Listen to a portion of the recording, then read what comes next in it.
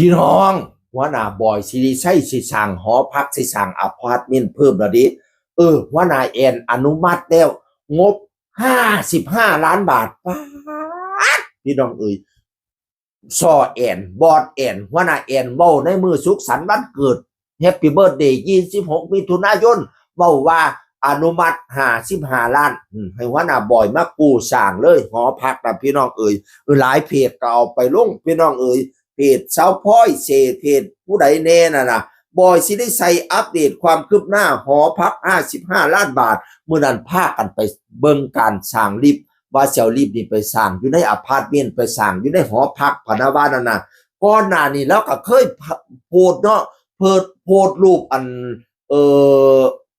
บอดกินแล้วนั่นละตึกสีเขียวๆนั่นแล้วเราก็เขียนว่าหาเรื่องกู้เงินอีกก่อนซุ่มส้นมสที่พักบ่พอเพียงน้องๆหลายคนบ่มีหอพักบางคนย่อมจ่ายค่าโรงแรมรายวันเพื่อมาเรียนมาทำงานโครงการนี้ผมขอแปะไว้ก่อนเริ่มวาดภาพแต่ยังไม่เริ่มลงมือแบงค์ไหนดอกเบี้ยถูกครับช่วงนี้ว่าสันว่านั่นนะตอนแรกคิดซื่อๆบ่ว่าสิลงมือดิแล้วก็ปอล้อวันเรามีที่หลายแปลงผู้ใดต้องการสร้างหอพักผู้ใดต้องการสิสร้างอพาร์ตเมนต์อะไรทำไม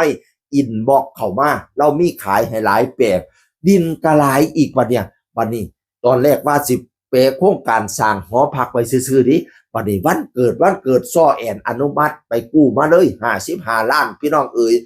บัดนี้พากันไปเบิ่งรีบแล้วพี่น้องเพราะว่าเสี่ยวมาสร้างในหอพักพะนะว่านั่นน่ะป๊าดแล้วมาเฮ็ดหลายอย่างถือว่าเฮ็ดหมอลำเฮ็ดหมอลำเฮ็ดลิตตะลองเนาะมาลองดูเลยนั่นน่ะเฮ็ดคาเฟ่พร้อมเฮ็ดสังหาริมทรัพย์พร้อมดินดอนต้นหญ้าปั่นล็อกขายพร้อมป๊าดมาเฮ็ดหลายอย่างแท้พี่น้องแล้วเราก็มาเขียนโพสต์ว่าจังซี่ดิทุกการล้มเหลวคือบทเรียนไม่ใช่ทางตันนี่แม่นว่าสิล้มเหลวก็เป็นแค่บทเรียนบ่ทางตันสู้ต่อไปคู่กันครับซ้อแอนพี่น้องถ่ายรูปคู่กันครับซ้อแอนพากันสิลงกรุงเทพกรุงไทยแล้วมื้อนั้นไปหอมแก้มล่าน้องเพชรน้องพลอยสิไปกรุงเทพกรุงไทยเตรียมตัวไปทั่วประเทศทั้งยุโรปคอนเสิร์ตแอนอรดีคอนเสิร์ตออนทัวร์ยุโรปและอังกฤษแอนอรดีแบนด์เต็มวงแดนเซอร์นักดนตรีแล้วก็มีบอยสิริชัยไปร่วมคอนเสิร์ตด้วยนะครับกรกฎาคมนี้พบกันแน่นอนคิวงานเดี๋ยวอัปเดตครับเตรียมสิทั่วคอนเสิร์ตกับเมียพี่น้องช่วงเนี่ยก่อนไปกระทายรูปคู่กันกับบ้านตองหนึ่งดิแล้วเขียนว่าจังสีละบ้านหลังนี้คือจุดรวมเติมการสร้างฝันสร้างคนสร้างงานสร้างรากฐานที่มั่นคงให้ผมและใครหลายๆคนในบ้านตองหนึ่งบ้านพักหมอลำใจเกินร้อยเนี่ยบ้านหลังนี้ละเป็นจุดเริ่มต้นในการมีอาณาจักรอันยิ่งใหญ่วงย่างเหลี่ยมซุมื้อนี้ก็เริ่มจากบ้านตองหนึ่งนี่ล่ะพี่น้อง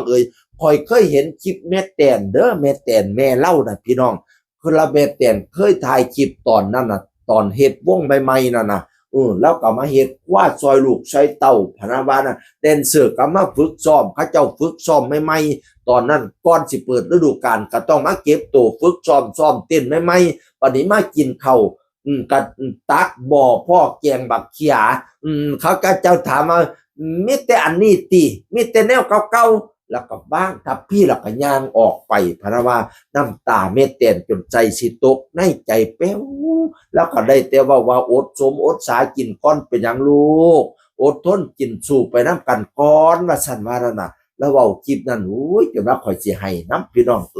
แล้วเว้าอดีตก่อนจะมาถึงทุกวันนี้ก่อนที่หุ่งเฮียงเลี้ยงเลี่ยมนี่นะสู่มาพอสมหวังสมควันเด็กพี่น้องหมอลำใจเกินร้อยเข้าสู่ฤดูกาลที่11แล้วปีที่11แล้วปีหน้านี่นะ